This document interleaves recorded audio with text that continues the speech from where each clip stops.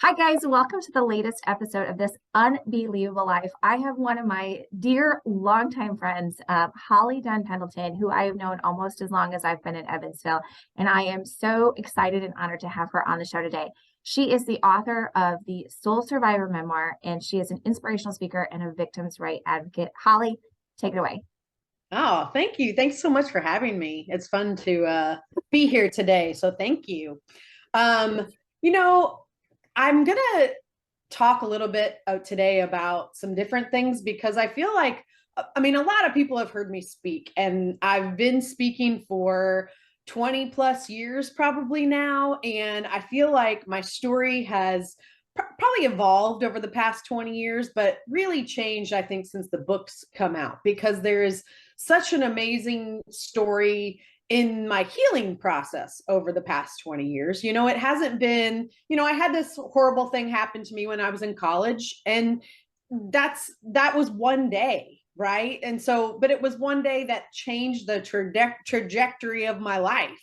So, what's really amazing is, I guess, how I was able to, and still am healing.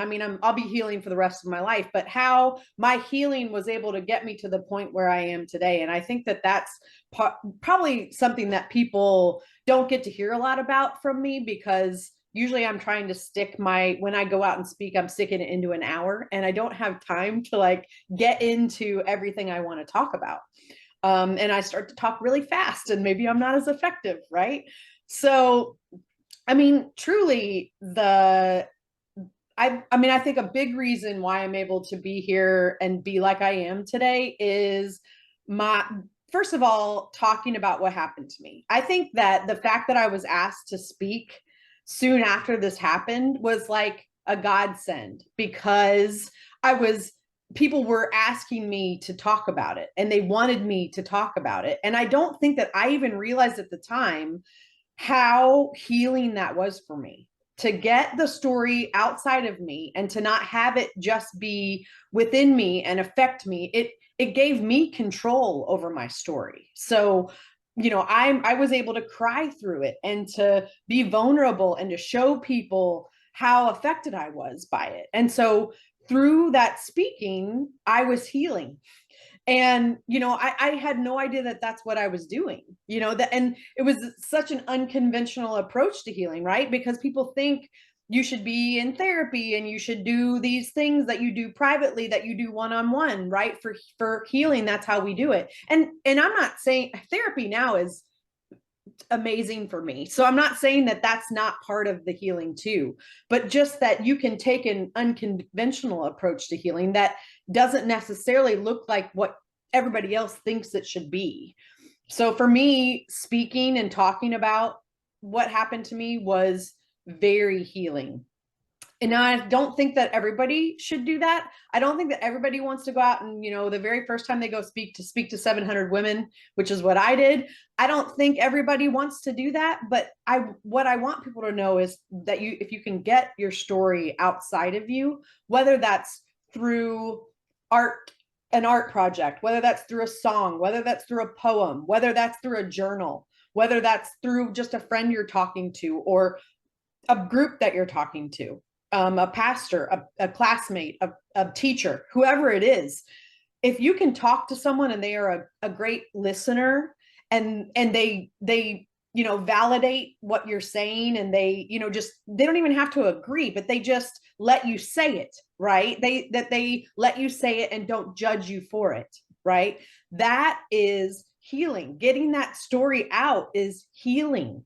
I can't tell you that I think that was such a big part of that. My story, it lost all the control it had over me, and it became that it was mine, and I could do with it what I wanted to.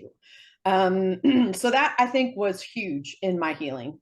I also think, I had a lot more to heal from than just the attack, and the physical attack, and the mental part of it. I had more to heal from. My boyfriend was killed at the time, and I had to deal with his death and the grief that comes with that.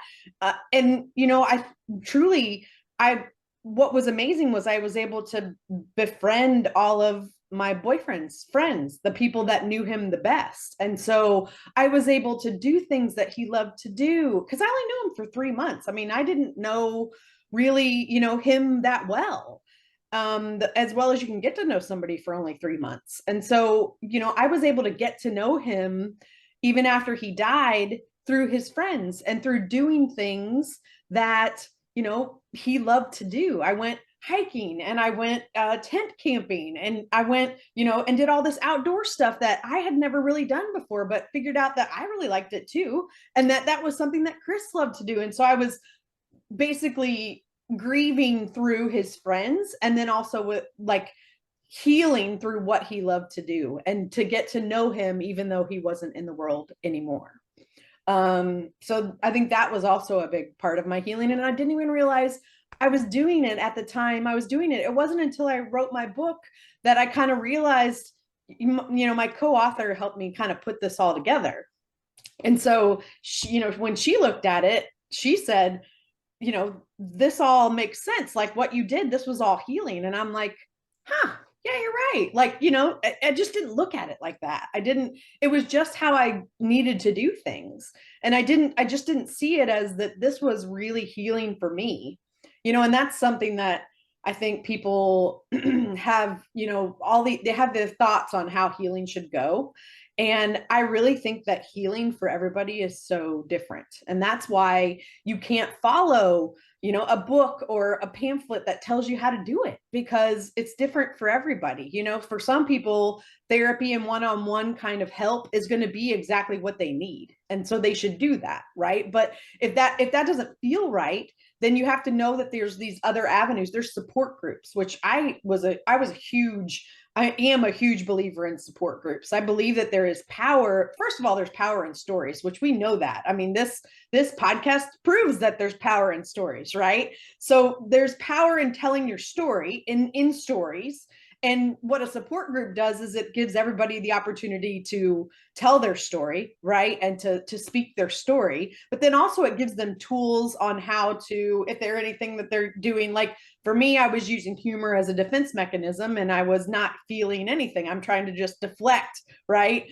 And so when I'm actually feeling and not using that humor as a defense mechanism, which the support group taught me that I was doing that, then I can actually cry. And I mean, it actually, it doesn't become, it puts emotion back into the story, which, my story is an emotional story. And for me being able to sit there stoic and talk about it, people are like, how does she do that? And it's because I was detaching from it, right? I mean, that was the only way I thought I could be effective. But and that's how I spoke and that's how I did stuff, right? But that wasn't genuine. That wasn't like how I needed to actually heal. You can't heal when you're deflecting and like keeping stuff inside.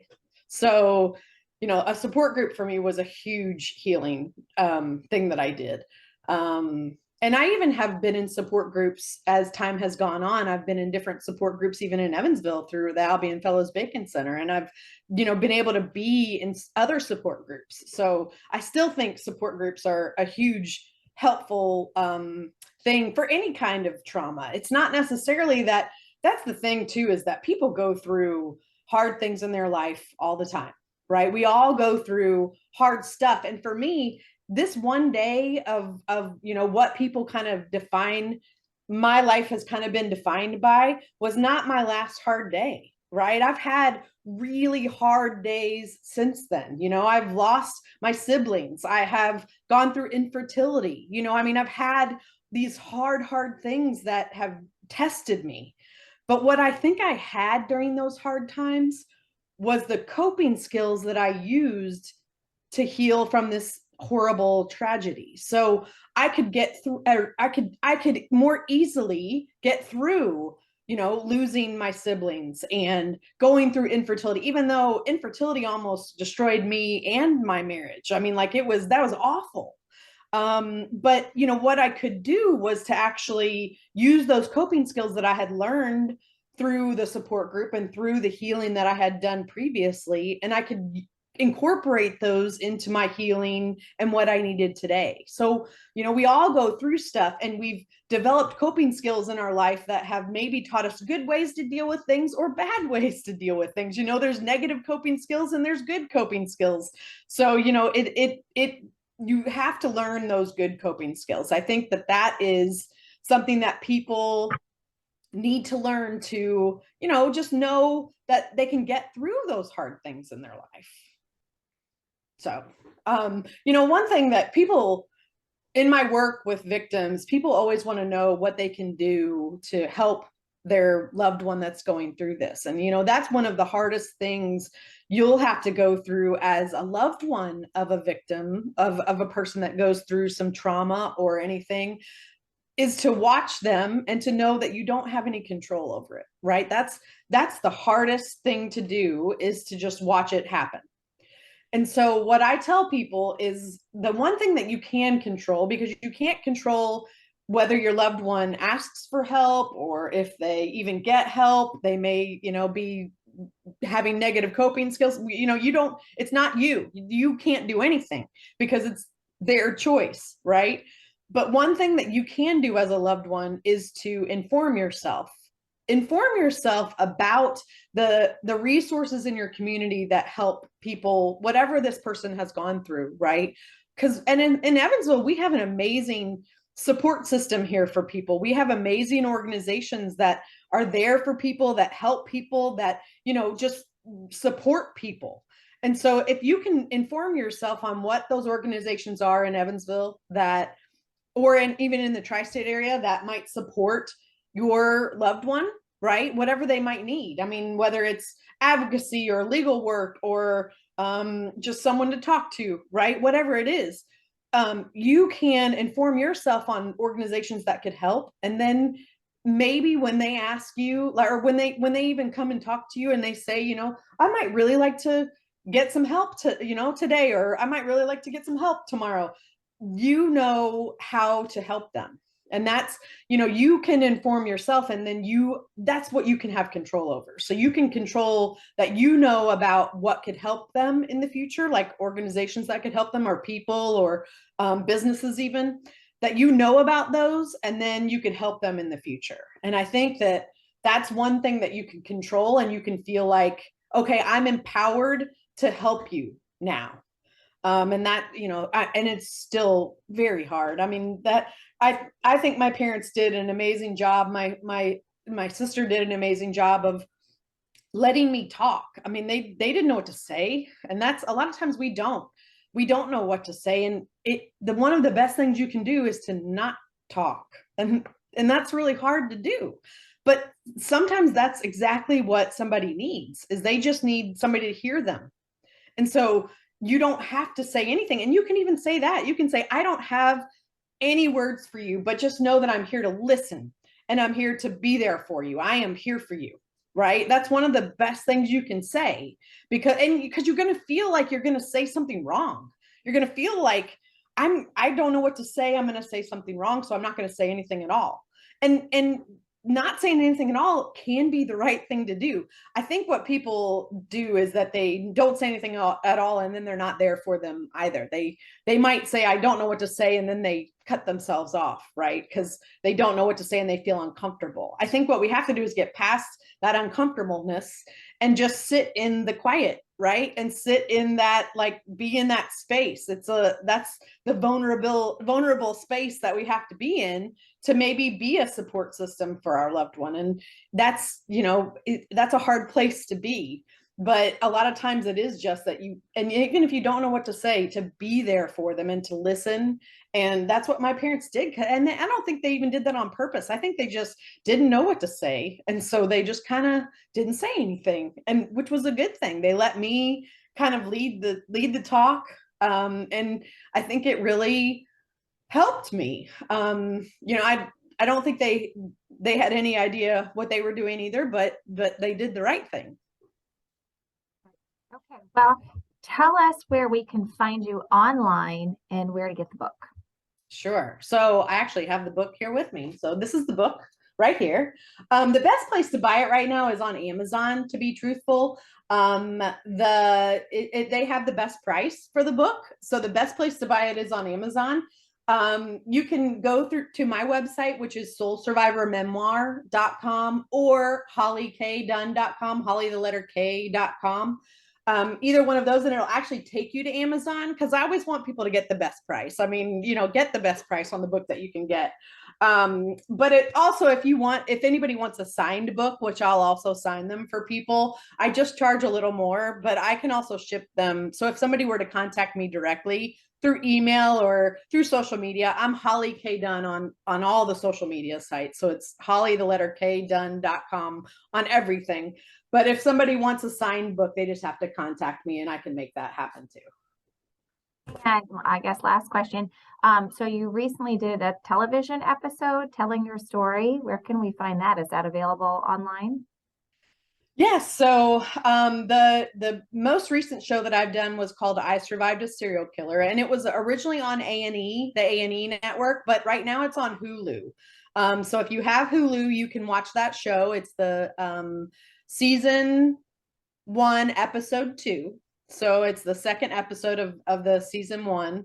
And you can watch that right now. And I think still the 48 hours, the CBS special that I did several years ago, is still online as well. If you go to the CBS website, they have that still online as well. If you just search for my name, search for Holly Dunn, you're going to probably find it. You can also get to it through my website. So if you go to Holly K Dunn, those are linked in my website too. One more question. So this is actually how we met. Can you tell the listeners about Holly's House and the start of that and your role in that? Sure.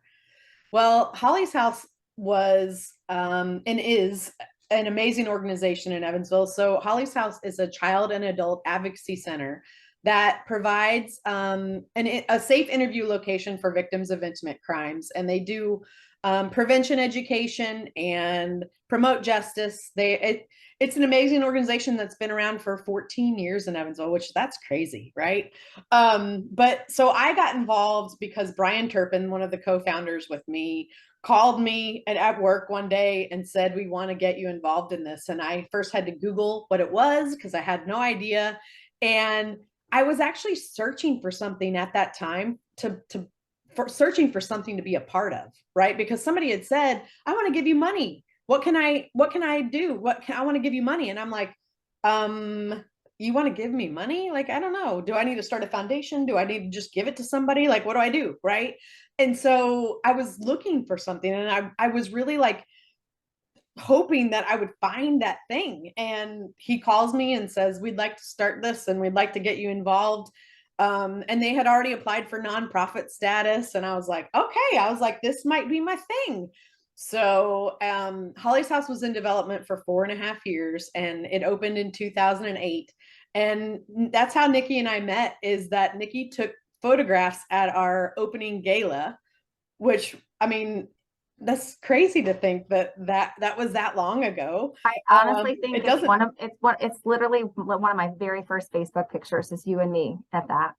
Yeah. I mean, it just doesn't feel like that long ago. Time's flying. I mean, I know time flies, but time really is flying.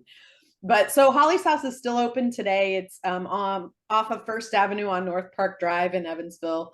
And it's a wonderful organization to support because, I mean, we opened 100% debt free 14 years ago, but today they have to get private donations and grants and business donations to stay in business. I mean, a nonprofit is still a business, and they have to operate, and they have so many more. I mean, when I was there, we only had 3 employees. Now they've got, so many employees, and it's so much bigger than it was when I was there. But they're doing amazing work. A lot of people have seen or heard of the Think First, Stay Safe program that they teach in the area schools. Kindergarten through 5th grade right now get that program. And it is an amazing program. And for a $20 donation, you're sending a child through that program. So we offer that program free to all the schools. And, it's an amazing program to be a part of. And so if anybody wants to learn more about Holly's House, they can go to hollyshouse.org. And it's also just Holly's house on social media sites. So awesome. Girl, you are so extraordinary, and I am so lucky and so blessed to have you in my life. Thank you so much for coming on this episode, and thank you all for listening to this episode of This Unbelievable Life.